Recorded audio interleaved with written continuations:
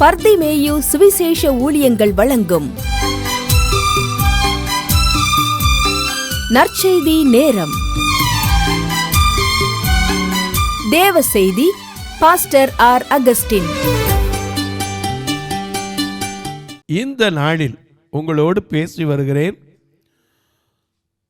1 யோவான் 5ஆம் அதிகாரம் 18-19 வசனத்திலிருந்து. நீங்களும் உங்கள் வேதாகமத்தை எங்கே இருந்தாலும் சரி, தயவு செய்து கையில் எடுத்து திருப்பிக் கொள்ளுங்கள்.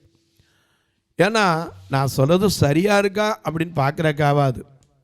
ஏன்னா கண்ணை மூடின்னு பேசுகிறாரே, கையில் ஒன்றும் இல்லையே, என்ன சொல்கிறாரு இன்றைக்கி தான் நீங்கள் புதுசாக பார்க்குறீங்கன்னா கூட சரி, தயவு செய்து உங்களுடைய பைபிளை கையில் எடுத்து 1 யோவான் 5ஆம் அதிகாரம் 18-19 வசனத்துக்கு அப்படி திருப்பி வச்சுக்கிறீங்களா? எல்லாரும் திருப்பி எடுக்கிறவர்கள் எல்லாரும் சேர்ந்து பாடம். அல்லேலூயா. காக்கும் கரங்கள் உண்டனக்கு காத்திடுவா கிருபையாலே. காக்கும் கரங்கள் உண்டனக்கு காத்திடுவா கிருபையாலே. அல்லேலூயா. பாடி பாடி அலைகடலை நான் தாண்டிடுவே. அல்லேலூயா. பாடி பாடி அலைகடலை நான் தாண்டிடுவே.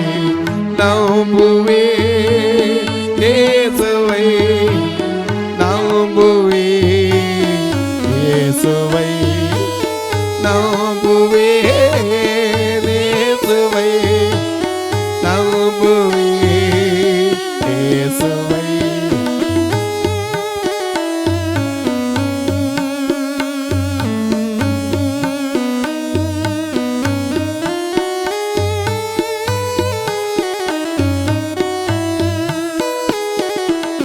கல்மலைகள் பெயர்க்கும்படியா கர்த்தர் நம்மை கரம் பிடித்தார். கல்மலைகள் பெயர்க்கும்படியாய் கர்த்தர் நம்மை கரம் பிடித்தார். காற்றிலிருந்து பலனடைந்து கழுகு போல எழும்பிடுவே.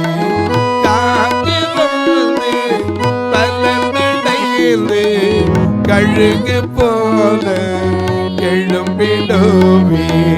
நம்புவே இயேசுவை, நம்புவே இயேசுவை, நம்புவே இயேசுவை, நம்புவே இயேசுவை.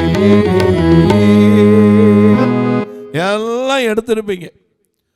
1 யோவான் 5ஆம் அதிகாரம் 18-19 வசனத்தை வாசிக்கலாம். தேவனால் பிறந்த எவனும், நல்ல கவனிங்க, யாரா இருக்கட்டும், எவ்வளவு பெரிய மனுஷனா இருக்கட்டும், எவ்வளவு சின்ன மனுஷனா இருக்கட்டும், படித்தவனா இருக்கட்டும், படிக்காதவனா இருக்கட்டும், தேவனால் பிறந்தவன்.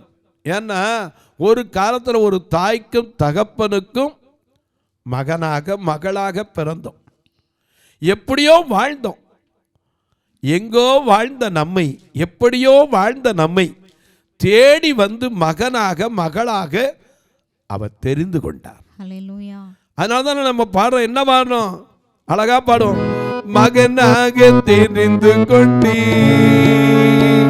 மறுபடி பிறக்க செய்தே. மகனாக தெரிந்து கொண்டே மறுபடி பிறக்க செய்தே. ராஜாக்களும் நாங்களே,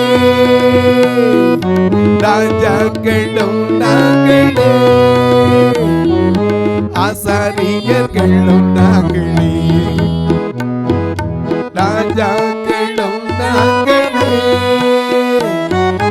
ஆசாரி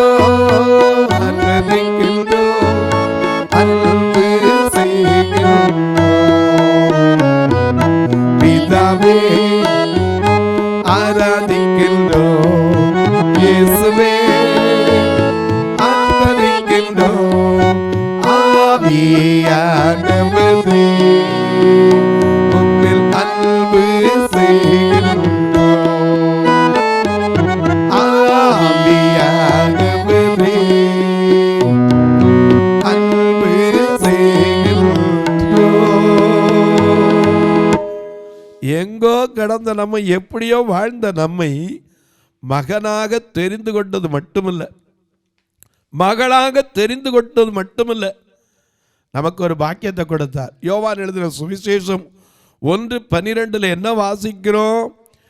விசுவாசம் உள்ளவர்களாய் அவருடைய நாமத்தின் மேல் விசுவாசம் உள்ளவர்களாய் அவரை ஏற்றுக்கொண்டவர்கள் எத்தனை பேரோ, அத்தனை பேர்களும் தேவனுடைய பிள்ளைகள். ஐயா, என்னைக்கு நாம ஆண்டவருக்குள்ளாக வருகிறோமோ அன்றைக்கு நமக்கு பேர் என்னது?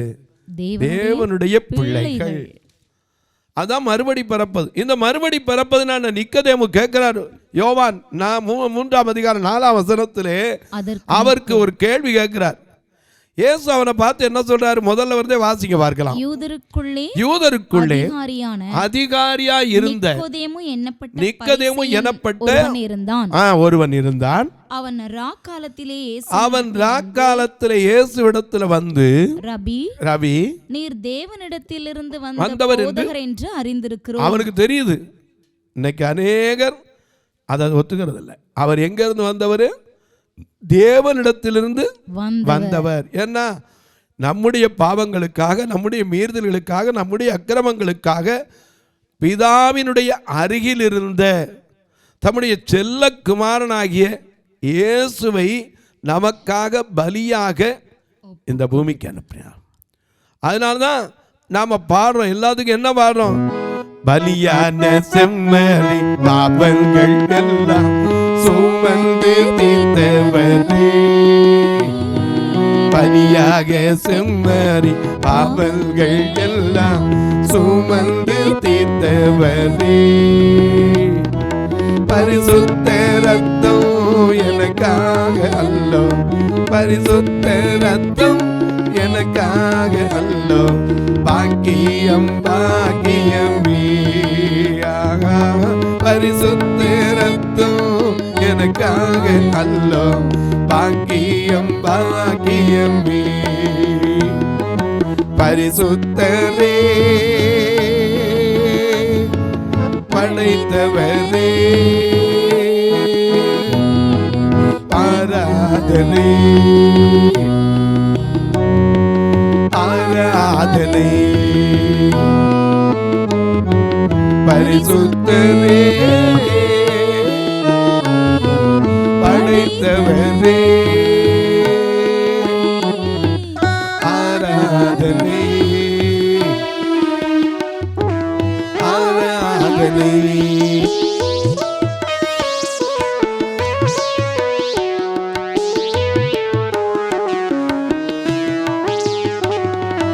உன் வல்ல செயல்கள் நினைத்து நினைத்து உள்ளமே பொங்குதையா,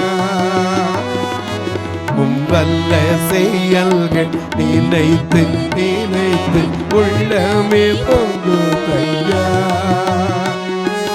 நல்லவரே நன்மை செய்பவரே, நல்லவரே நன்மை செய்பவரே, நன்றி நன்றி ஐயா,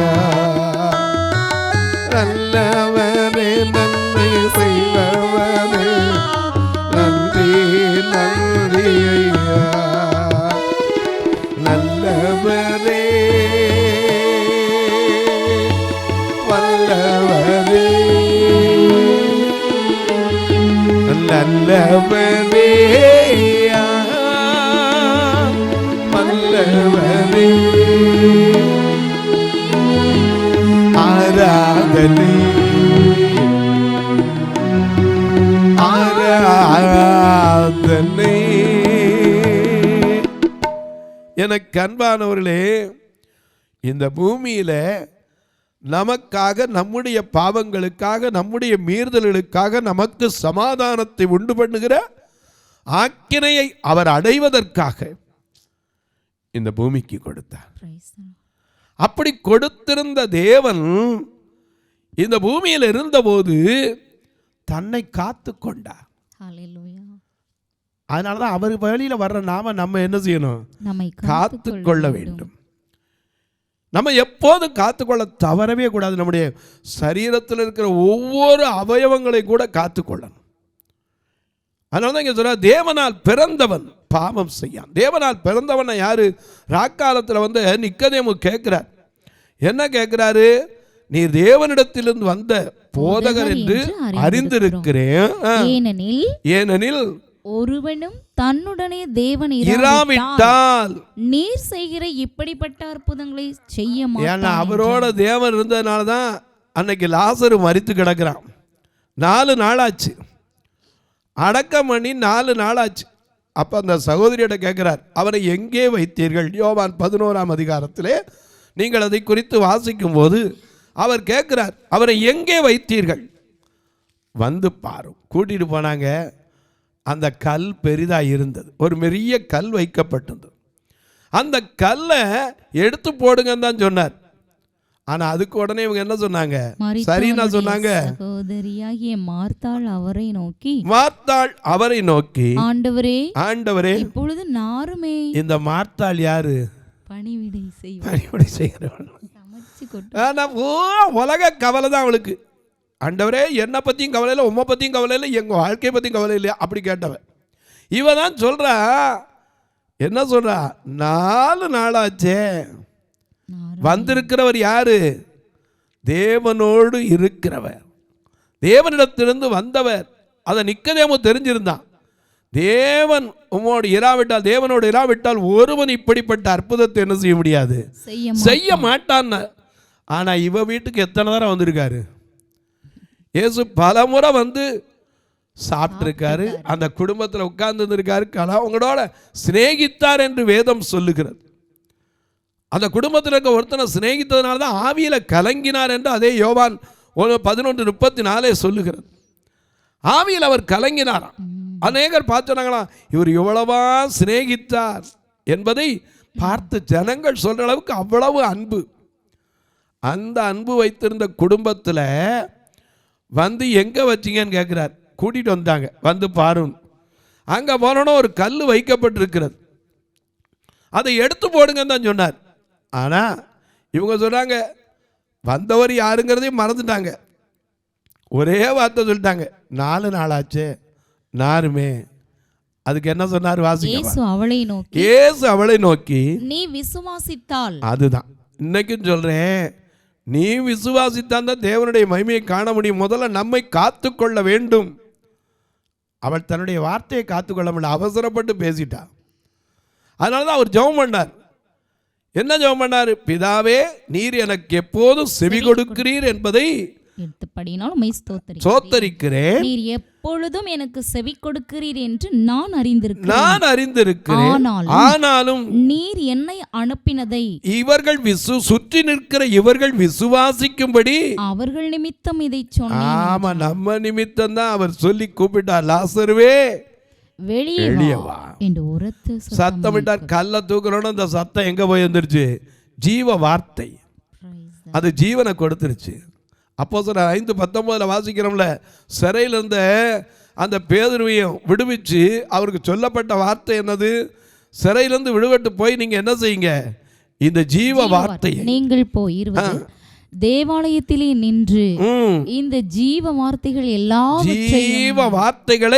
எல்லாவற்றையும் ஜனங்களுக்கு சொல்லுங்கள். அந்த ஜீவன் நதியின் ஓரமாய் சியோன் பட்டணம் தெரியுது. ஜீவன் நதியின் ஓரமாய் சியோன் பட்டணம் தெரியுது. நித்திய நித்திய நித்தியமாகவே ஆனந்தம் ஆனந்தம் ஆனந்தம் கொள்ளலாம். நித்திய நித்தியமாகவே ஆனந்தம் ஆனந்தம் ஆனந்தம் கொள்ளலாம். ஜீவன் நதியின் ஓரமாய் சியோன் பட்டணம் தெரியுது. ஜீவன் நதியின் ஓரமாய் சியோன் பட்டணம் தெரியுது.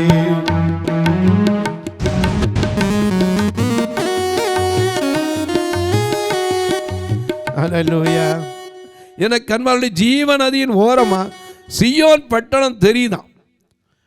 எனக்கு கண்மாருடைய இந்த ஜீவனுள்ள தேவனுடைய வார்த்தை நம்ம அநேக நேரங்களில் நமக்கு தெரியறதில்லை. ஜீவனுள்ள தேவனுடைய வார்த்தை, அந்த ஜீவன் நமக்குள்ள வந்துச்சு. ஏன்னா அந்த ஜீவ சுவாசத்தை ஊதினா நாமளே ஜீவ ஆத்மா. அதனால தான் அநேக நேரங்களை நம்ம ஜீவனுள்ள தேவனே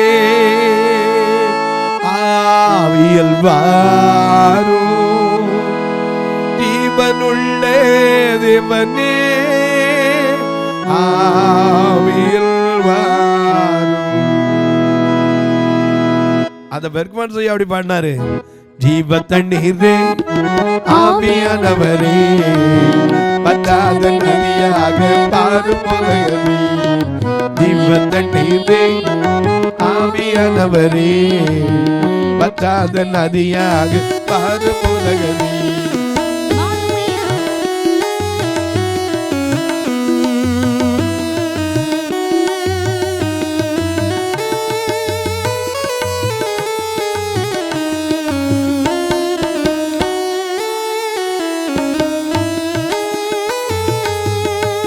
தண்ணீரே ஆவியானவர் என்னார்.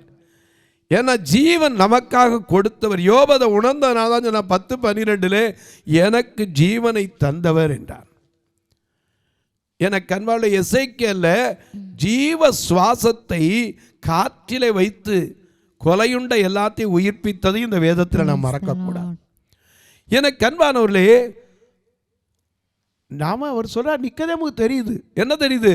நீ தேவன் உம்மோட இருக்காட்டா நீர் இப்படிப்பட்ட அற்புதத்தை செய்யவே முடியாது அப்படின்னு சொல்லிட்டு அவர் என்ன சொன்னார் பார்ப்போம். வாசிங்க பார்ப்போம். 2ஆம் வசனத்திலிருந்து வாசிக்கலாம். யோவான் 3:2 அவன் ராக்காலத்திலே இயேசுவினிடத்தில் வந்து, ரபி, நீர் தேவனிடத்திலிருந்து வந்த போதகர் என்று அறிந்திருக்க முதல்ல அறிந்திருக்கணும். ஏனெனில் தன்னுடனே தேவன் இராவிட்டால் நீர் செய்கிற இப்படிப்பட்ட அற்புதங்களை செய்ய மாட்டான். ஆனா இயேசு நம்மளை பார்த்து என்ன சொன்னார்? என்னை விசுவாசிக்கிறவன் என்னிலும் பெரிய காரியங்களை செய்வான். என்னை விசுவாசிக்கிறவன் மரித்தாலும் பிழைப்பான். ஆமா, எனக்கு கண்வளை அவர் சொல்றாரு, ஐயா உம்மோட ஆண்டவர் இருக்கலைன்னா, தேவன் இருக்கலன்னு நீ இப்படிப்பட்ட காரியத்தை எவனும் செஞ்சதில்லை, செய்யவும் முடியாது அப்படின்னு சொல்லிட்டு இயேசு உடனே அப்படியாப்பா இவ்வளவு நல்லா தெரிஞ்சிருக்கியா நீ பாராட்டினாரா? எவ்வளவு என்னை அறிஞ்சு வச்சிருக்க அப்பா, என்ன ஞானம், என்ன புத்தி. நம்மளா இருந்தா அப்படித்தான் சொல்லியிருப்போம். அவர் என்ன சொன்னார் தெரியுமா? வாசிங்க. இயேசு அவனுக்கு பிரதியுத்தரமாக, ஒருவன் மறுபடியும் அவ்வளவுலாம் தெரிஞ்சு பிரயோஜனம் இல்லப்பா, நீ தெரிய வேண்டியது ஒண்ணு, மறுபடி என்ன செய்யணும்? பிறக்கணும்.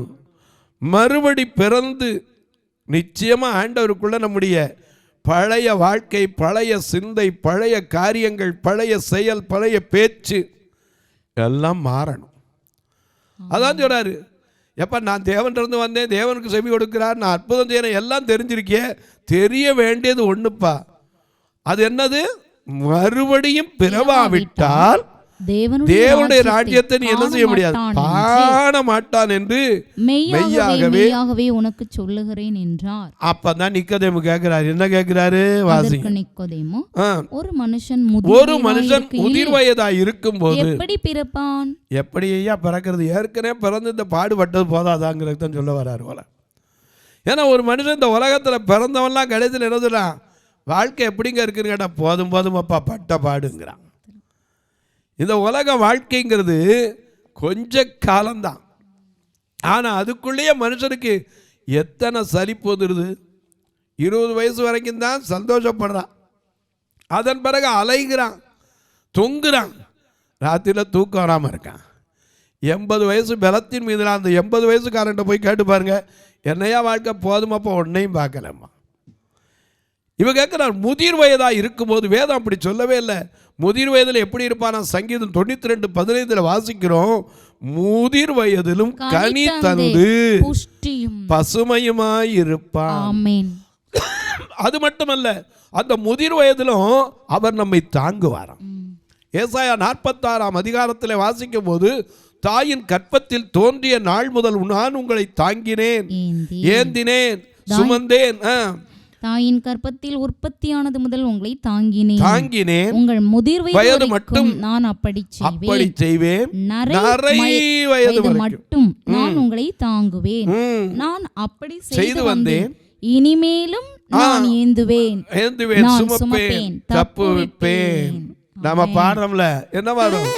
தாங்குவார், ஏந்துவார், தப்புவிப்பார் என் தெய்வம், தாங்குவார் ஏந்துவார், தப்புவிப்பார் என் தெய்வம், இம்மட்டும் கைவிடா தேவன், இனியும் கைவிட மாட்டார், இம்மட்டும் கைவிடா தேவன், இனியும் கைவிட மாட்டார்.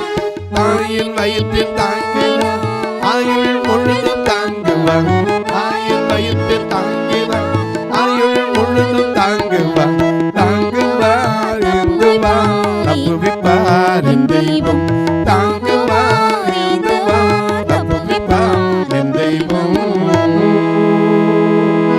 அவர் தாங்குகிறவர், ஏந்துகிறவர். ஆனா இவருக்கு முதிர் வயதினோட சந்தேகம் வருது. ஒருவன் முதிர் வயதா இருக்கும்போது எப்படி மறுபடி பிறப்பான்? வாசிங்க 4ஆம் வசனத்தை. அவன் தன் தாயின் கர்ப்பத்தில் 2ஆம் தரம் பிரவேசித்து பிறக்க கூடுமோ? அந்த பாக்கியம் யாருக்கும் கிடையாது. ஒரு தரம் தான். 10 திங்கள் சினிமாக்காரன் கூட நான் 10 திங்கள் சிறையில் இருந்தேன், பள்ளிக்கூட அறையில் இருந்தேன், எத்தனையோ நான் பார்த்து விட்டேன் போடான்னா. ஆனால் அதே கிராமியத்தில் சொன்னால், நந்தவனத்தில் ஒரு ஆண்டி 4 மாதமாய் குயவனை வேண்டி கொண்டு வந்தான் ஒரு தோண்டின்னா. அதை கூத்தாடி போட்டு உடைச்சிடக்கூடாது வாழ்க்கையில். எனக்கு கண்பார்களே, தாயின் கருவில் உருவானதுலேருந்து கர்த்தர் நம்மை தெரிந்து கொண்டிருக்கிறார். எரேமியாட்ட சொல்கிறார்ல, நீ கற்பத்தில் தோன்று முன்னே உன்னை அறிந்திருக்கிறேன்னாரே. தாவீது சொல்றானே, நான் விழும்போதே உமது சார்பிலே விழுந்தேன், என் தாய் என்னை பாவத்தில் கற்பந்தரித்தாள், இதோ நான் துர்க்குணத்தில் உருவானேன்னு சொன்னவர் விழுகும்போது எப்படி விழுந்தாராம்? உமது சார்பில் விழுந்தேன். எனக்கு அன்பானவர்களே, மறுபடியும் பிறக்கிறது, முதல்ல பிறக்கிறது எல்லாருக்கும் தெரியும். ஆனா மறுபடியும் பிறப்புன்னா என்ன நாம தெரியணும்ல. தொலைக்காட்சியில் பார்க்கிற என் அன்பு மக்களே, மறுபடியும் பிறந்தவனுக்கு தான் சொல்றாரு தேவனால் பிறந்தவன். அந்த தேவனால் பிறந்தவன் எப்படி இருக்கணும் அப்படிங்கிறத இன்னைக்கு உங்களுக்கு சொல்லிட்டு வரேன். தொடர்ந்து இந்த நிகழ்ச்சியை பாருங்க. கேட்பதோடு நிற்காம ஒரு வார்த்தை உங்கள் ஜெபத்தில் வைங்க. எதுக்குயா? இந்த நிகழ்ச்சி தொடர்ந்து வரணும், தேவைகள் சந்திக்கப்படணும். சொல்லப்போனால் ஒவ்வொரு மாதமும் தொலைக்காட்சி பணிக்கு பணம் கட்டாமல் சேட்டலைட்டில் வராது. அதற்கென்று அநேகர் ஒவ்வொரு நாள் நிகழ்ச்சியை தாங்குவதற்கு 30 பேராவது எந்திரிக்கணும். ஆண்டவர் எழுப்பி தானாக்கா ஜெபம் பண்ணுங்க. அது மட்டும் இல்லை, எங்கள் சபை 2 கண்ணும் தெரியாத மக்களை வச்சுருக்கிறோம். அவங்களுக்கு ஏதாவது நான் கொடுத்து தான் அவங்கள அனுப்பணும். அவங்கள்ட்ட இருந்து எதையும் எதிர்பார்க்க முடியாது. கூட்டிகிட்டு வர்றதுக்கு மட்டுமே ஒரு மாதத்துக்கு 16,000 ரூபா வேனுக்கு கட்டுறோம். போன மாதம் கூட ஒரு அம்மையார், அவங்கள நான் பேர் சொல்ல விரும்பலை, ஏன்னா அவங்க அதை சொல்லவும் இல்லை, 3 வாரத்திற்கு நீங்கள் 12,000 ரூபா கொடுத்து தாங்குனீங்க. கர்த்தர் உங்களை இன்னும் ஆசீர்வதிக்கட்டும். இந்த மாதத்தில் அப்படிப்பட்ட காரியம் எப்போதும் வாரம் நடந்துக்கிட்டு தான் இருக்குது. வர்ற ஒருத்தரை கூட நான் சாப்பிடாமல் அனுப்புறதே கிடையாது. ஏன் பிரதர் சாப்பாடு? இயேசுவே சொன்னார், வழியில் இவங்க என்ன செய்வாங்க? சோர்ந்து விடுறாங்க, அவங்களுக்கு ஆகாரம் கொடுங்கன்னார். அந்த ஆகாரம் கொடுக்கறது எத்தனை பெரிய ஆசீர்வாதம். உங்கள் பிறந்த நாள், திருமண நாள் போன்ற நல்ல நாட்களிலே, வேலையில் உயர்வு கிடைத்த நாள், ஒருவேளை பல ஆண்டுகளாக குழந்தை இல்லாமல் இருந்து குழந்தை கிடைச்ச நாள், சில வேளை உங்களுடைய பெண்ணுக்கு எத்தனையோ இடத்துல திருமணம் பார்த்து தடைபட்டு மறுபடியும் அந்த திருமணம் கைகூடி வந்த நாள், தங்களுக்கு அன்பான இழந்த நினைவு நாட்கள். இப்படிப்பட்ட நாட்களிலே நீங்கள் இப்படிப்பட்ட காரியத்துக்கு உதவலாம் இல்லையா? நான் எப்பவும் ஆத்மாக்களை கூட்டிகிட்டு வர்றதுக்கு எனக்கு பாரம் உண்டு. ஆண்டவர் மந்தை கொண்டாந்து சேர்க்கறதுக்கு நான் ஒரு வாரத்துக்கு தாங்கலாம். ஆனால் கட்டாயமில்லை, விசனமாக இல்லை. எத்தனையோ கட்டுமான பண்ணி நிற்குது. பார்வையற்றவர் மரித்தா கூட சொந்தக்காரங்களுக்கு அடக்கமனனுமேனு வராது. அவங்க ஒரே வார்த்தை சொல்லிட்டு அவங்க எல்லாத்தையும் பார்த்துக்கிறாங்க, வந்துடுவோன்றாங்க. எப்போவும் ஒரு ஃபியூனரல் பண்ணிருக்கணும். பார்வையற்றவங்களுக்கு கண்ணை கொடுக்க முடியாது. எப்போ வந்து ஆலயத்தில் ஐயா நான் கம்பு இல்லாமல் வந்திருக்கேன்னு கேட்டாலும் ஊன்றுகோலை வச்சுருக்கணும். இப்போவும் ஊன்றுகோல் வைக்கப்பட்டிருக்கு. இங்கே வாசிக்கிற பெண் தான் அந்த கோலையும் கொடுத்தா. உங்களுக்கு முகத்தை நீங்கள் பார்த்ததில்ல, ஆனாலும் சொல்லுகிறேன், அதை கொடுத்ததை இப்பொழுது ஆலயத்தில் வைத்திருக்கிறோம். யார் வந்து ஊன்றுகோல் இல்லை அப்படின்னு வந்துட்டாங்கன்னா உடனே அவங்களுக்கு கண்ணை கொடுக்கறதோட இந்த ஊன்றுகோலை கொடுத்தா அவங்க வாட்டில் பாதையை பார்த்து போவாங்க. இப்படிப்பட்ட கோல் கொடுப்பதற்கு உதவலாம். ஐயா, கட்டுமான பணிக்கு உதவலாம். வருகிற கிறிஸ்மஸ் காலம் எத்தனையோ நன்மைகளை செய்வதுண்டு. நீங்கள் பல இடத்துக்கு செய்யலாம், நான் தப்புன்னு சொல்லலை. கர்த்தர் உங்கள் மனதில் இந்த இடத்தை குறித்து பேசினால் நீங்களும் இதற்கென்று உதவலாம். உங்கள் ஜெபக்காரி எது இருந்தாலும் காலை 10லேருந்து 5 கூட சொல்லுங்கள். பிரதர் நாங்கள் உதவணும்னு நினச்சா எப்படி உதவுறது? இல்லை, 2 நம்பர் எப்போவும் வந்துக்கிட்டே இருக்கும், ஜிபே, ஃபோன்பே. தாராளமாக அது வழியாக தொடர்பு கொள்ளலாம்.